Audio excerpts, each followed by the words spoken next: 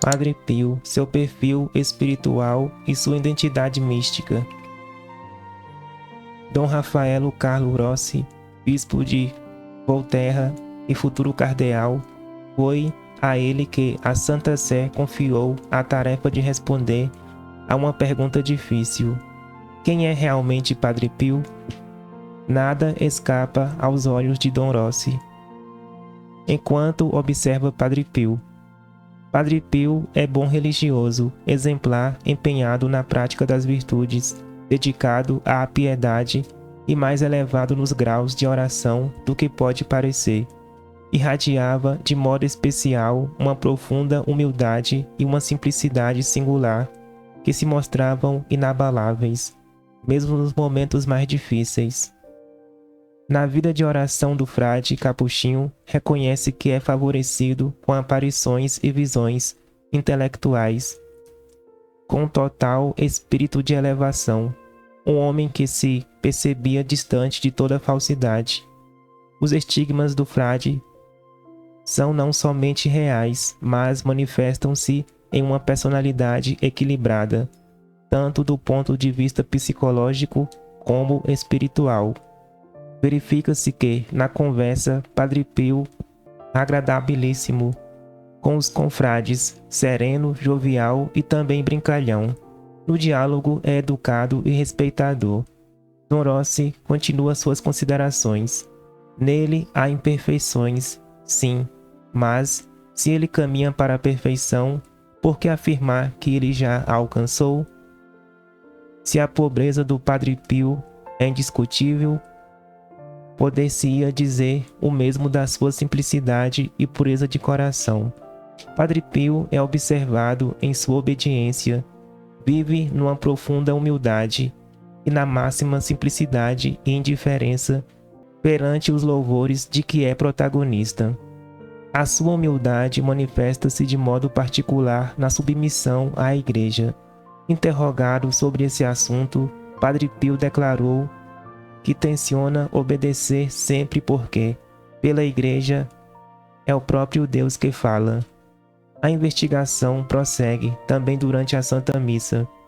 Padre Pio celebra, com muita devoção. Dom Rossi calcula o tempo e observa todos os gestos, e diante de tudo, o que viu e registrou, chega à conclusão: Padre Pio é inatacável sob qualquer ponto de vista. A conclusão de Dom Rossi é clara. Racionalmente, à luz dos dados adquiridos, os estigmas de Padre Pio apresentam as características de uma origem divina e são, assim, motivo para fazer pender a favor do dom sobrenatural. Enquanto está no convento, Dom Rossi sente um perfume agradabilíssimo e vivíssimo, comparável ao da violeta. Portanto, de onde vem esse perfume inexplicável? É difícil dizer.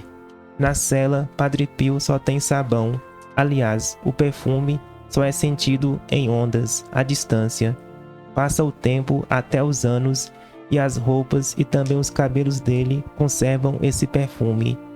O bispo inquisidor termina o seu relatório no dia 4 de outubro de 1921. Festa de São Francisco de Assis. Depois envia-o ao Santo Ofício, tendo o cuidado de juntar a ele um anexo rico de outros elementos. Caríssimo, veja, você percebe que muitas das vezes quando nós colocamos um propósito em nossa vida, muitas das vezes nós procrastinamos.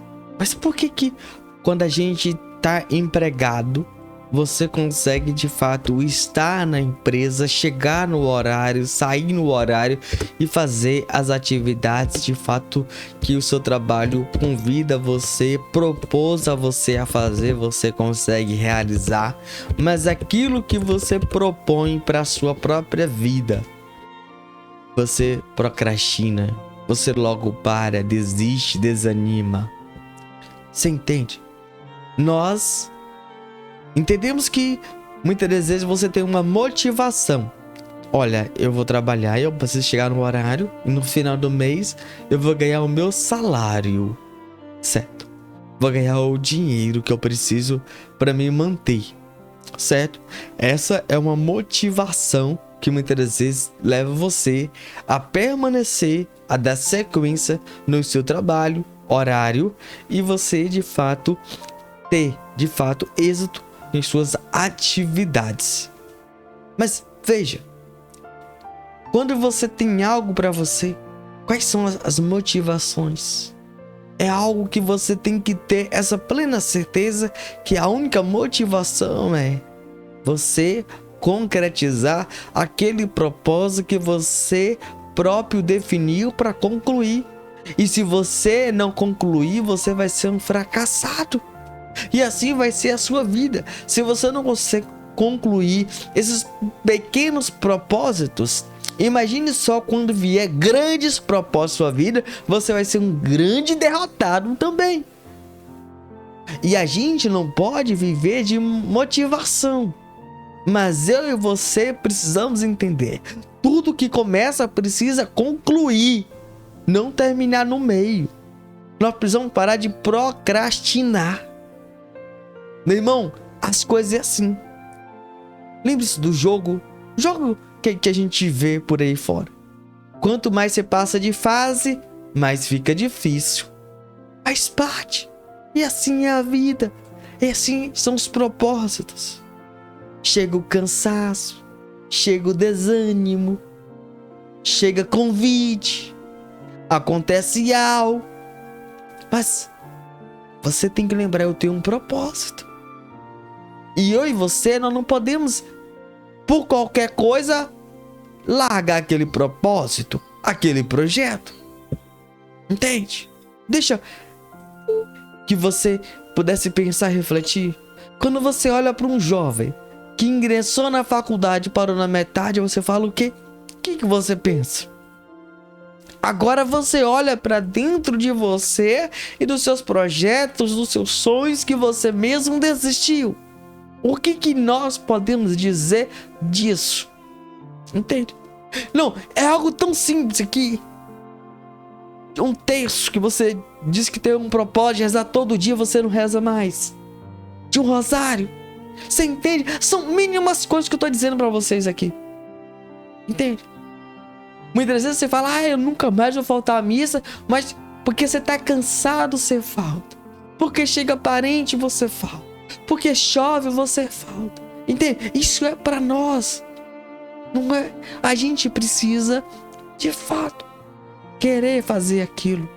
Meus irmãos, a gente tem que sempre prevalecer as nossas convicções, os nossos propósitos. Sempre. E eu e você precisamos ter essa convicção dentro de nós. Se a gente vai ser sempre o derrotado.